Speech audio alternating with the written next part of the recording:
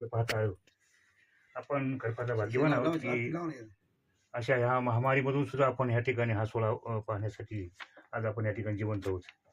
आणि आज या ठिकाणी आपल्या राम मंदिराच्या बांधकामाच्या अक्षता आज या ठिकाणी आपल्या गावामध्ये आलेले आहेत. आणि त्या अक्षताचं यथोचित पूजा आपण ज्या कारसेवक त्यांनी त्या कारसेवेमध्ये भाग घेतला असे रामराव तात्याराव खटिंग आणि भगवान रामराव खटिंग दोघांच्याही नावामध्ये राम आहे. भगवानच्या पाठीमागं राम आहे आणि रामाच्या पाठीमागं तात्याराव अशा प्रकारचं राम दोघांच्या नावामध्ये रामाचा उल्लेख आहे.